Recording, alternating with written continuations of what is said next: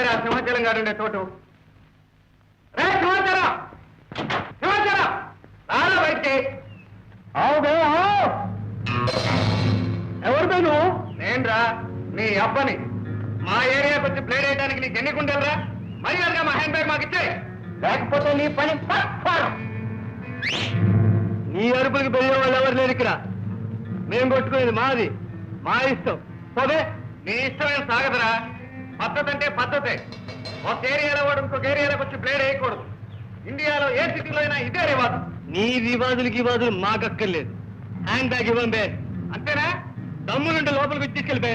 వస్తున్నా, కాసుకో.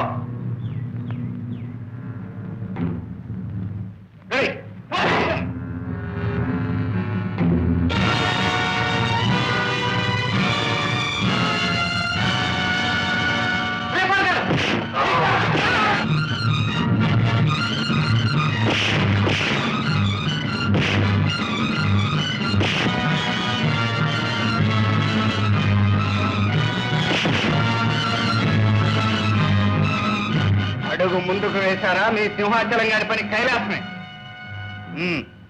మీ చెంచాగా hand bag తెమ్మను. ఇచ్చేయండి వే.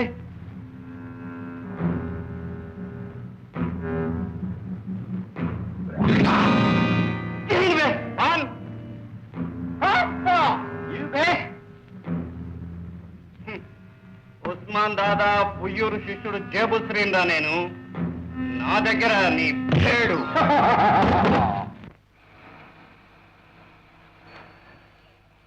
గురు గురు సరాసరి శ్రీయాసిస్కి పోనీ గురు. ఈవేళ నిండా మునిగిపోవాలి. ఏడిచావు. ఈ హ్యాండ్ బ్యాగ్ నేరుగా ఆనంద హోటల్ రూమ్ నెంబర్ 116కి పెడుతుంది. అదేడు గురు, ఇంత కష్టపడి సంపాదించిన 2000 రూపాయలు వదిలేస్తావా? ఈ డబ్బు ఏమన్నా చేదా? చేదు కాదురా, మరీ తీపి కనుక. ఈ డబ్బు ఇవ్వకపోతే ఆ పిల్లతో స్నేహం ఎలా చేస్తాం? లక్షలు ఖరీదు చేసే నెక్లెస్ ఎలా పడతాం? ఎలా ఉంది మన బ్లేడ్? పిచ్చగా ఉంది గురు. నీ కన్ను పడాలే కాని గురు, ఆ పిల్ల మెడ. ఏమిటి మంజు, నువ్వు ఇంకా రెడీ కాలేదా? ట్రైన్ కి టైం అవుతుంది. అతగాడు హ్యాండ్ బ్యాగ్ తెస్తాడని ఆశగా ఉందేమో. ఇంకేం వస్తాడు? పోయింది పోయింది కానీ ఇక పద. ఆహా లేదు, అతను వస్తాడనే నమ్మకం నాకు ఉంది. నువ్వు నమ్ముతూ కూర్చో తల్లి, మేము వెళ్తాం. పదండి, వస్తే స్టేషన్ లో వచ్చి కలుసుకో.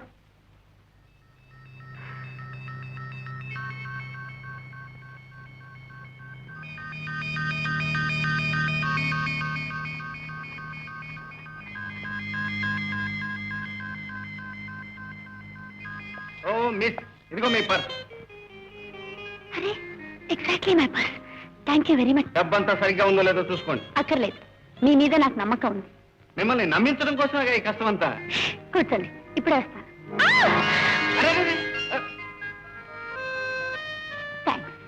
థ్యాంక్స్ నేను చెప్పాలి. ఎందుకు? మీరు పడకపోతే నాకు పట్టుకునే ఛాన్స్ వచ్చేది కాదుగా. ఉండండి, కాఫీ ఆర్డర్ చేస్తాను. మీరేం శ్రమపడద్దు, నేను అనుకున్నది సాధించాను. బ్లేడ్ అంటే బ్లేడే. వస్తా.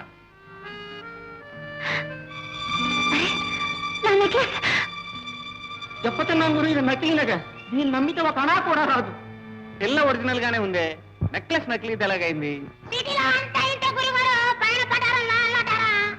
కొండరాలికి మందు వేస్తే కొండరాలి కూడిందని ఈ నెక్లెస్ నమ్ముకుని చేతి కింద హ్యాండ్ బ్యాగ్ పోగొట్టుకున్నావే. అది సరేరా, ఆ 2000 రూపాయలు ఉన్నట్టుకైతే ఏరా.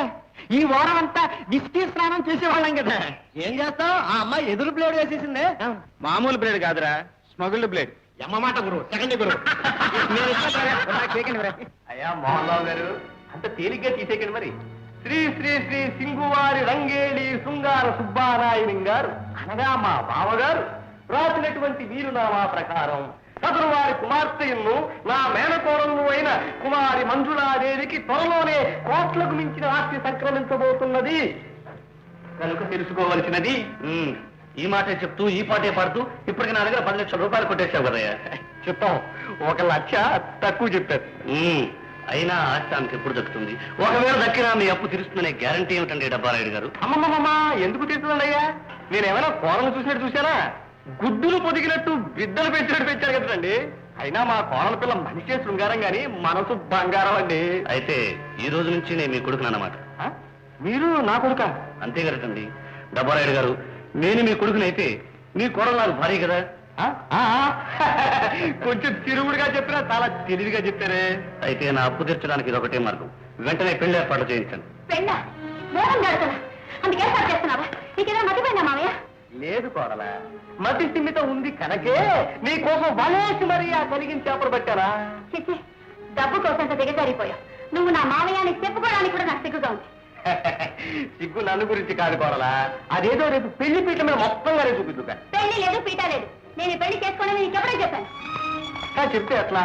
అవతల నేను పెద్ద మనిషికి మాట ఇచ్చాను. మరి మాట ఇచ్చావా? నా పెళ్లి గురించి మాట్లాడడానికి నువ్వెవరు? నీ మామని సోయారా, నీ అమ్మకి తమ్ముణ్ణి. చిన్నప్పటి నుంచి నిన్ను గాడిదలాగా మోసి మోసి పెంచి పెద్దగీశాను కనుక నీ మంచి చెడ్ల బాధ్యత నాది. నువ్వు ఎంత అరిచి మొత్తుకున్నా సరే ఈ పెళ్లి మాత్రం జరగదు. ఎలా జరగదో రేపు 20వ తేదీ ముహూర్తం నాడు. రేపు 20వ తేదీ ముహూర్తం నాడు నువ్వు చూడకుండా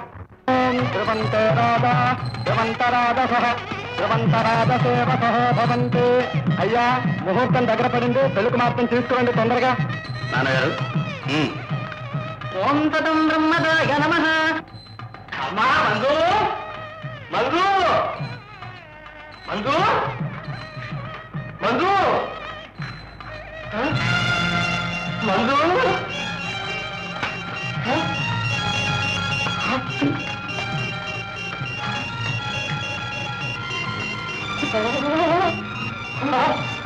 కొంప వచ్చావు కదే కోరవా. 10 మందిలో నా పనులు తీశావు. ఒక్క ఆడపిల్లలు మాత్రం అదుపులో ఉంచుకోలేకపోయావు. అక్కడికి తలుపులు ద్వారబంధాలు మూసే ఉంచారు, కానీ కిటికీలో నుంచి దూకేసిందే. ఇదిగో డబ్బా, ఇప్పుడే ఆ మంజులతో నాకు వివాహం జరిపించకపోతే నిన్ను అలాంటి కిటికీలో నుంచి దూకిస్తా. లేదా ఇప్పుడే పెద్ద మేడ పై అంతస్తు కిటికీలో నుంచి దూకిస్తా.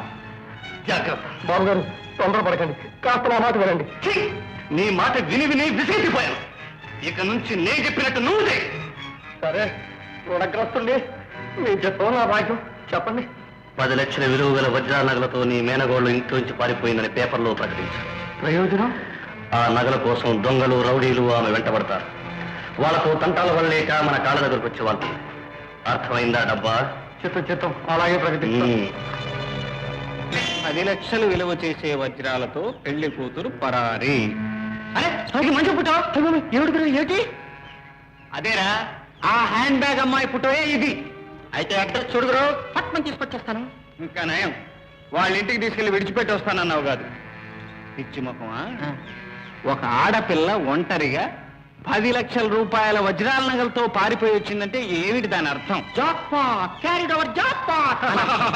గ్యారంటీ ఏముంది? అప్పట్లాగే ఇప్పుడు కూడా నకిలీ నగలైతేనో పొరపాటును కూడా కావు. ఇది పెళ్లి కూతురు నగలు. అయితే ఆలస్యం బ్లేడు. తొందరపడకూడదు, జాగ్రత్తగా వలేసి పట్టుకోవాలి. ఈ పట్టణంలో మనలాంటి వాళ్ళు ఎంతమంది. ఈ ఫోటోలో అమ్మాయిని సరిగ్గా గుర్తుపెట్టుకోండి.